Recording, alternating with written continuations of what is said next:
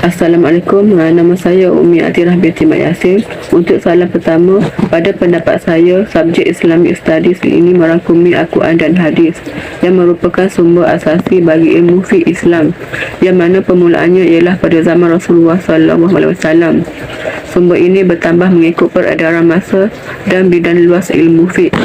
Di dalam Islam, penceraian merupakan sesuatu yang tidak disukai oleh Islam tetapi dibolehkan dengan alasan dan sebab-sebab tertentu. Daripada ayat Al-Quran dan hadis, jelas bahawa penceraian adalah diharuskan, namun ia adalah perkara yang paling dibenci oleh Allah Subhanahu Wa Taala. Untuk soalan yang kedua pula adalah tidak, kerana tugasan ini mengekalkan persepsi saya yang penceraian tidak sepatutnya berlaku, tetapi diharuskan jika ada sebab dan alasan. Penceraian adalah jalan terakhir jika semua usaha memulihkan perkahwinan gagal. Ini kerana penceraian memberi kesan buruk bukan sahaja kepada pasangan suami isteri, tetapi kepada anak-anak, keluarga terdekat dan juga masyarakat. Soalan ketiga, antara kemahiran tambahan atau kemahiran ihsaniah yang saya peroleh dalam tugasan ini adalah saya mengetahui cara untuk menemu responden tentang topik penceraian. Contohnya, adab semasa menemu pakar. Saya memastikan soalan yang ingin ditemu sesuai, jelas dan dapat difahami oleh responden. Selain itu, beretika dan berunding dengan baik dengan responden. Soalan keempat, sebagai umat Islam dan seorang Muslim, antara tindakan yang boleh dilakukan bagi menangani isu penceraian adalah dengan selalu bermusyawarah dan berinteraksi jika ada salah faham, bersikap positif, mengatur perancangan, melakukan muhasabah, kembali berusaha menjadi lebih berkualiti serta memperbaiki diri ke arah lebih baik dan bergantung sepenuhnya kepada Allah Subhanahu Wa Taala dalam kehidupan. Soalan terakhir, pada pandangan saya, jika isu penceraian tidak ditangani dengan baik, ianya mampu memberi kesan kepada pembangunan masyarakat. Contohnya, keluarga dipandang rendah oleh masyarakat, masalah kewangan, hubungan semakin renggan dengan orang sekeliling dan juga hilang semangat untuk menjalani kehidupan seharian.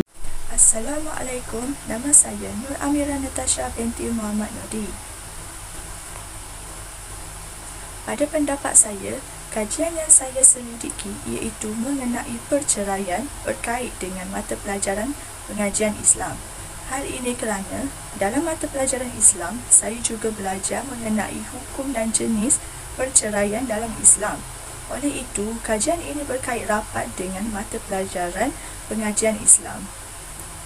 Aktiviti yang dilakukan ini tidak mengubah persepsi saya, tetapi ia mengembangkan cara berfikir saya tentang kehidupan.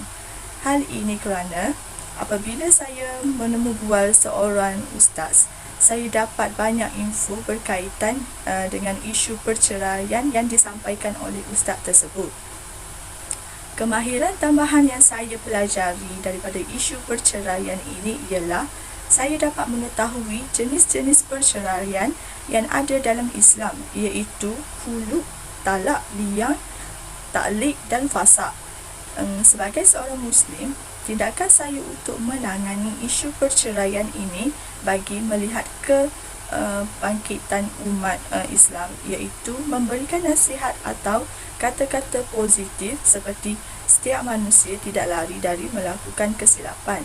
Jadi, kita sebagai umat Islam haruslah memaafkan kesilapan yang dilakukan oleh mereka. Oleh itu, mungkin dengan kata-kata positif tersebut akan melembutkan lagi hati pasangan itu daripada melakukan perceraian dan memberikan peluang kedua untuk pasangan masing-masing. Pada pendapat saya lagi, perkara yang akan berlaku sekiranya isu ini tidak ditangani dengan baik ialah banyak kes perceraian yang akan berlaku di negara kita tanpa ada alasan yang kukuh. Ia juga akan memberi kesan kepada pembangunan masyarakat. Salah satunya ialah keharmonian antara masyarakat akan terjejas. Hal ini kerana apabila berlakunya perceraian, mereka akan hidup menyendiri dan tidak mahu berjumpa dengan orang sekeliling mereka. Okey, itu sahaja daripada saya. Sekian, terima kasih. Okey, mengenai isu ini dengan hubungan antara pengajian Islam ialah isu ini mempunyai hubungan yang rapat dengan pengajian Islam. Kerana di dalam Islam penceraian itu merupakan sesuatu yang tidak disukai oleh Islam, manakala ia mempunyai pelbagai alasan dan sebab-sebab tertentu. Okey, soalan nombor 2 iaitu aktiviti mengubah perspektif pemikiran saya dalam kehidupan ialah betul. Ianya boleh mengubah perspektif saya semasa saya menjalani interview antara dengan pakar dan juga responden-responden orang biasa. Seperti mana saya bercakap, saya yang kosong bab perceraian dapat tahu beberapa jenis perceraian yang saya kaji sebelum ini. Okey, soalan nombor 3 itu kemahiran tambahan yang saya pelajari melalui interview berkaitan dengan perceraian ialah saya dapat tahu dari segi punca perceraian, iaitu dari segi kewangan. Apabila suami tidak mempunyai wang ataupun sebagainya, sudah tentu isteri akan marah-marah dan akan memberontak. So, itu akan menjadikan kes perceraian. Okey, nombor 3 ialah melibatkan tidak bersefahaman, iaitu jika lelaki ingin pergi ke situ dan perempuan ingin pergi ke situ, maka tidak bersefahaman. Okey, contohnya sekiranya kita bagi contoh semasa hari raya. Okey, lelaki ingin balik ke rumah ibu bapanya, tetapi isterinya nak balik ke rumah ibu bapanya. So, di situ akan jadi pertengkaran dan akan terjadinya lafaz penceraian. Okey, yang ketiga ialah kurangnya ilmu dalam pengurusan rumah tangga. Contohnya, setengah orang ni ambil mudah dengan perkahwinan, iaitu ada yang tidak pergi kursus perkahwinan, ada yang kahwin luar daripada negara, iaitu kebanyakannya di Thailand. Okey, yang ketiga dapat saya tahu ialah tempoh iddah. Okey, ada 3, iaitu isteri yang baru lepas haid adanya 3 kali suci. Okey, bagi yang menopause perlu melepasi fasa yang 91 hari. Okey, bagi yang perempuan mengandung akan terlafaznya cerai ketika mereka bersalin. Okey, cerai akan menjadi kenyataan selepas mereka selepas isteri itu bersalin. Okey, yang ketiga ialah hak tuntutan isteri semasa penceraian, iaitu yang pertama adalah nafkah iddah, nafkah muta'ah wajib sebab tanpa musabah mengikut syarat. Seterusnya harta sepencarian dan tunggakan isteri anak, hak penjagaan anak lelaki kena tanggung, nafkah hadonah dan juga hutang perkahwinan. Semasa mereka menjalani hubungan rumah tangga, sudah tentu mereka ingin membuat majlis yang grand-grand lah maybe. Okey, so dia akan berhutang dengan bank dan sebagainya. So jadi lelaki yang perlu melasaikan hutang terlebih dahulu sebelum berlakunya perceraian. Okey, yang ketiga ialah seorang Muslim adakah menangani isu ini? Tindakan saya adalah dengan memberi motivasi kepada mereka. Contohnya tidak melebihi batas, kerana kita tidak mahu ada konflik antara orang yang bercerai dan juga kita. Sebab kita juga tidak boleh memandai-mandai untuk lebih-lebih dalam masalah orang. Okey, yang kelima adalah pandangan apa yang berlaku sekiranya isu ini tidak ditangani. Okey, perceraian juga akan membawa beberapa kesan buruk. Antaranya pasangan bercerai akan merasa malu dengan masyarakat. Contohnya kalau kita pergi berjalan kat kedai, dah jadi janda dah jadi juda dah. So, pasangan itu akan rasa, malunya aku bercerai gini. Okey. Dan terpaksa menanggung cucu jika pasangan yang bercerai tidak mampu menjaga seorang diri dan sebagainya. Okey, yang terakhir adalah penceraian ini bagus untuk kita memahami lebih mendalam. Contohnya, kita juga akan mengharungi dalam kehidupan di rumah tangga. Okey, contohnya kita akan berkahwin, akan ada anak dan akan ada rumah tangga yang perlu kita jaga sendiri. Assalamualaikum warahmatullahi wabarakatuh. Nama saya Syamimi Syasha binti Mama Azman. Okey, untuk soalan pertama, pada pendapat saya, kajian ini adalah sangat berkait rapat dengan pelajaran pengajian Islam. Seperti yang kita tahu, perceraian ialah berlakunya suatu pernikahan dan perceraian merupakan suatu yang tidak disukai oleh Islam tetapi dibolehkan dengan alasan dan sebab-sebab tertentu. Untuk soalan nombor 2, bagi saya, Aktiviti ini sangat memberi kesan dan dapat mengubah persepsi pemikiran saya tentang kehidupan pada masa kini. Hal ini kerana sebelum ini saya tidak pernah menitik beratkan tentang soal perceraian ini. Akan tetapi selepas saya dan ahli kumpulan lain mengkaji isu perceraian ini, saya dapat menambah lagi banyak ilmu pengetahuan yang berkait dengan isu tersebut. Bagi soalan nombor 3, antara kemahiran tambahan ataupun kemahiran insaniah yang dapat saya pelajari daripada isu perceraian ini ialah saya mengetahui jenis-jenis penceraian, syarat penceraian, prosedur penceraian, tuntutan penceraian, nafkah isteri dan anak-anak dan banyak lagi. Soalan keempat pula, sebagai seorang Muslim, tindakan saya dalam menangani isu perceraian ini ialah mencadangkan untuk pihak berwajib mewajibkan kaunseling bagi pasangan yang mahu memfailkan perceraian di mahkamah syariah dan membolehkan mereka membuat pertimbangan sewajarnya sama ada hubungan itu masih boleh diselamatkan atau sudah menemui titik akhir. Ia juga tempoh bagi pasangan terlibat untuk bertenang dan tidak membuat keputusan terburu-buru untuk bercerai yang kadang-kala akhirnya mengundang penyesalan. Okey, untuk soalan terakhir, pada pandangan saya, perkara yang akan berlaku sekiranya isu perceraian ini tidak ditangani dengan baik dan kesannya adalah pergolakan pasti akan berlaku. Antaranya adalah rumah tangga berantakan, anak-anak pasti terkena impak negatif dan seterusnya mendasar di dalam jiwa mereka sehingga mereka dewasa. Itu sahaja daripada saya. Terima kasih.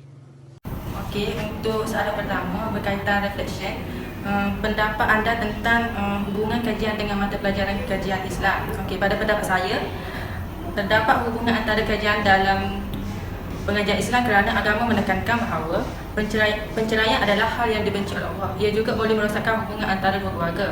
Okey, untuk soalan kedua ialah adakah aktiviti ini mengubah persepsi dan cara berfikir anda tentang kehidupan?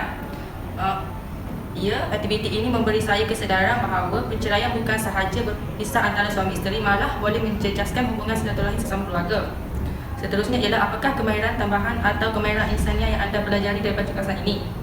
Apa yang saya belajar dalam tugasan ini ialah penceraian dan perpisahan boleh meninggalkan kesan yang buruk terhadap kanak-kanak sehingga membantu proses pendewasaan kanak-kanak itu sendiri. Seterusnya ialah sebagai seorang Muslim, apakah tindakan untuk menangani isu ini? Okey, pada pendapat saya, bagi menangani isu ini, pasangan suami isteri perlulah sentiasa memaafkan antara satu sama lain serta berbincang dengan baik sekiranya terdapat masalah dalam rumah tangga. Okey, untuk soalan seterusnya, pendapat tentang jika berlakunya perkara ini tidak ditangani dengan baik dan apakah kesannya kepada pembangunan masyarakat ialah kesan kes perceraian kepada pembangunan masyarakat ialah masyarakat akan beranggapan negatif terhadap kita dan menganggap kita tidak mengambil tahu tentang buruknya perceraian dalam Islam. Okey, itu sahaja. Terima kasih. Assalamualaikum, nama saya Nikna Syakira Aina binti Saidi daripada BECE. Okey, berdasarkan kepada soalan 1, pada pendapat saya, kajian yang saya selidik ialah mengenai isu perceraian. Isu ini juga berkaitan dengan mata pengajian Islam. Dalam ayat Al-Quran dan hadis juga ada mengatakan bahawa penceraian adalah diharuskan, namun ia adalah perkara yang paling dibenci Allah Subhanahu Wa Taala. Selain itu, dalam subjek pengajian Islam, saya juga belajar mengenai hukum dan jenis perceraian dalam Islam. Oleh itu, kajian ini mengenai isu perceraian ini berkait rapat dengan mata pengajaran Islam. Berdasarkan kepada soalan 2 pula ialah aktiviti atau tugasan yang telah saya lakukan ini tidak sama sekali mengubah persepsi dan cara berfikir saya tentang kehidupan. Malah, saya dapat menambah ilmu pengetahuan iaitu perceraian bukanlah sesuatu yang mudah untuk diterima dan dilalui dan berlakunya keruntuhan hubungan perkahwinan dan terputusnya hubungan suami isteri dengan bersebab. Soalan ketiga ialah antara kemahiran tambahan atau kemahiran insaniah yang saya pelajari daripada isu perceraian ialah kemahiran berkomunikasi, iaitu cara berkomunikasi dengan responden dengan tutur kata yang jelas dan mudah untuk difahami. Contohnya, semasa menemu bual responden, mestilah dengan beradab dan beretika secara profesional, baik di antara menemu bual dalam talian maupun menemu bual secara bersemuka. Soalan keempat pula ialah, sebagai seorang Muslim, tindakan diambil untuk menangani isu ini bagi melihat kebangkitan umat Islam ialah memperbaiki diri ke arah yang lebih baik, saling memberi nasihat atau kaunseling antara satu sama lain supaya ambil masa untuk membina balik persefahaman dan saling percaya kepada pasangan mereka, kerana perkahwinan itu dibina di atas dasar saling yakin dan percaya antara satu sama lain.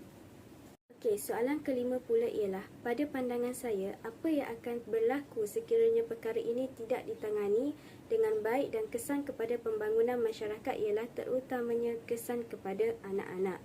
Kerana apabila ibu bapa bercerai, anak-anak akan kurang kasih sayang di antara ibu atau bapa dan anak-anak perlu menyesuaikan diri tanpa ibu atau bapa mereka. Seterusnya, kes perceraian dalam masyarakat terus meningkat dari tahun ke tahun dan menyebabkan akan ramai anak muda yang belum berkahwin takut untuk membina masjid. Assalamualaikum warahmatullahi wabarakatuh. Nama saya Ahmad Zafran. Soalan pertama iaitu, pada pendapat anda, adakah terdapat hubungan antara kajian ini dengan mata pelajaran pengajian Islam? Pada pendapat saya, terdapat hubungan antara kajian ini dengan mata pelajaran Islam. Ini terbukti melalui tajuk saya yang ditugaskan oleh saya, iaitu peningkatan kes pencarian di Malaysia. Pencarian merupakan sesuatu yang tidak disukai oleh Islam tetapi dibolehkan dengan alasan dan sebab-sebab tertentu. Melalui sesi temu bual bersama responden yang terdiri daripada pakar dan orang biasa, saya dapat membezakan cara mereka memahami tentang isu perceraian ini. Namun paling pentingnya ialah saya dapat memahami banyak ilmu tentang perceraian, antaranya contohnya ialah talak, fasah, rujuk, edah dan sebagainya. Dan sesungguhnya benarlah Islam itu lengkap dan merupakan suatu cara hidup manusia. Soalan kedua iaitu, adakah aktiviti mengubah persepsi dan cara berfikir anda tentang kehidupan? Ya, aktiviti ini berjaya mengubah persepsi dan cara berfikir saya tentang kehidupan ini kerana perceraian bukanlah sesuatu yang patut diambil melepaskan batuk di tangga. Bermacam-macam proses, sebagai contohnya apabila suatu pasangan ini telah bercerai, mereka perlulah merujuk perkara ini kepada mahkamah, kerana di situlah pelbagai langkah-langkah dan maklumat penting perlu dikumpulkan dan diberitahu kepada hakim agar senang untuk kedua belah pihak mengenal pasti tentang hak apa yang boleh dituntut oleh si isteri, si suami, keluarga isteri, keluarga suami dan lain-lain. Apakah kemahiran tambahan atau kemahiran insani yang anda pelajari daripada tugasan ini? Saya telah memperoleh beberapa kemahiran tambahan atau kemahiran insani semasa menjalankan tugasan ini. Antaranya ialah kemahiran berkomunikasi. Sebagai contoh, saya telah mendapat mempelajari cara berkomunikasi antara satu sama lain, sama ada dengan ahli kumpulan ataupun dengan responden. Seterusnya ialah saya telah memperoleh kemahiran kerja berpasukan. Saya telah memahami bagaimana untuk membahagikan tugas antara satu sama lain, dan setiap orang mempunyai tugas masing-masing bagi menjayakan tugas tersebut. Malahan saya juga turut dapat mahir dalam menggunakan program untuk mengedit video ahli kumpulan saya. Sebagai seorang Muslim, apakah tindakan anda untuk menangani isu ini bagi melihat kebangkitan umat Islam? Sebagai seorang Muslim, tindakan yang saya akan lakukan untuk menangani isu perceraian ini bagi melihat kebangkitan umat Islam ialah menasihati kepada ibu bapa saya apabila berlaku suatu ketegangan atau konflik dan meredakan keadaan tersebut. Sebagai contoh, saya akan menasihati mereka untuk tidak saling menuding jari, menyalahkan satu sama lain dan sabar dengan segala ujian yang diberikan oleh Allah. Kesannya tidak akan berlaku perceraian dan masyarakat Islam akan terpelihara dan hidup aman dan harmoni lagi diberkati oleh Allah Subhanahu Wa Taala. Jawapan untuk soalan terakhir ialah, pada pendapat saya banyak perkara yang akan berlaku sekiranya isu perceraian ini tidak ditangani dengan baik. Antaranya ialah beban kewangan bertambah,